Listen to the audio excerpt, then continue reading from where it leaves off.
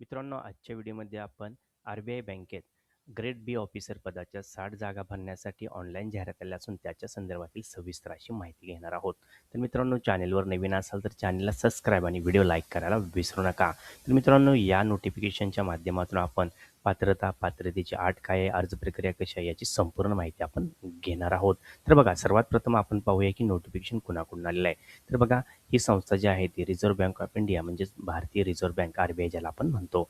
पदाचं नाव आहे ग्रेड बी ऑफिसर. एकूण जागा 60 आहेत. यामध्ये पदाचे प्रकार कसे आहेत पाहूया. सर्वात प्रथम जनरल कॅटेगरी, नंतर DEPR, नंतर DSIM असे 3 प्रकार इथं देण्यात आलेले आहेत. तर मित्रांनो, अर्ज कसा करायचा, तर आपल्याला कंप्लीट हा ऑनलाईन पद्धतीने अर्ज करायचा आहे. अर्ज करण्याची लिंक मी डिस्क्रिप्शनमध्ये आपल्याला देत आहे. नोकरीचं ठिकाण कुठं असणार, तर आर-बी-आयच्या जिथं पण ब्रँचेस असणार आहेत म्हणजे संपूर्ण भारत इथं आपल्याला नोकरीचं ठिकाण असू शकतं, याची नोंद घ्यायचं आहे. तर मित्रांनो बघा, आता यानंतर पुढील स्लाईडमध्ये आपण शैक्षणिक पात्रता पाहणार आहोत. तर बघा, जनरल जी पदे आहेत त्यासाठी कोणत्याही शाखेतील ग्रॅज्युएशन म्हणजे पदवी आपल्याकडे 60% गुणासह असेल तर ॲप्लिकेशन करू शकता.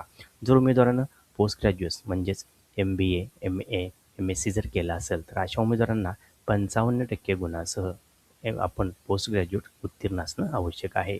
आता दुसरी जी कॅटेगरी आहे ज्याला DEPR इकॉनॉमिक्स आपण म्हणतो, त्यामध्ये बघा MA, MSc इकॉनॉमिक्स किंवा फायनान्स क्षेत्रात आपण 55% मार्क्स घेऊन डिग्री प्राप्त करणं आवश्यक आहे.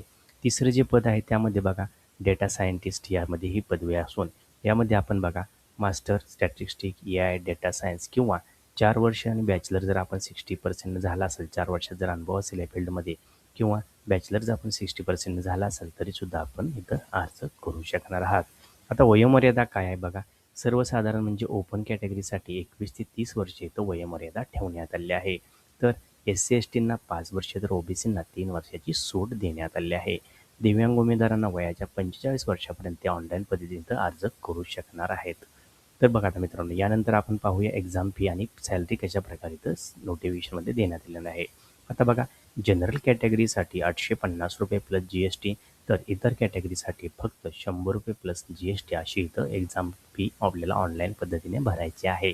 आता या पदासाठी आपण अर्ज करत असताना बेसिक पे काय आहे, तर 78,450 ही बेसिक पे असून अंदाजे HRA, DA जर एकत्रित केला तर पगार हा प्रतिमाह 1,54,000 वर जाऊ शकतो. याच्या व्यतिरिक्त जसं तुम्हाला सांगितलं, याच्या व्यतिरिक्त आपल्याला मेडिकल बेनिफिट, पेन्शन, NPS किंवा इतर फायदे जे असतात ते सुद्धा आपल्याला दिले जातात, याची आपण नोंद घ्यायचं आहे. आता मित्रांनो, यानंतर बघा पुढची जी स्लाईड आहे त्यामध्ये आपण पाहणार आहोत की निवड प्रक्रिया कशी असणार आहे. फेज 1 मध्ये आपल्याला प्रिलिमिनरी एक्झाम असणार आहे, जे ऑनलाईन CBT असेल. फेज 2 मध्ये मेन्सचे पेपर्स असणार आहेत आपले आणि फेज 3 हे इंटरव्ह्यूची प्रोसेस करावी आपल्याला लागणार आहे. यानंतर बघा, आता ॲप्लिकेशन करत असताना आवश्यक कागदपत्रे काय आहेत. तर सर्वात प्रथम आपल्याकडे ग्रॅज्युएशन किंवा पोस्ट ग्रॅज्युएशनचं मार्कशीट असणं आवश्यक आहे. आपण कॅटेगरीमध्ये येत असलं जात सर्टिफिकेट आवश्यक आहे.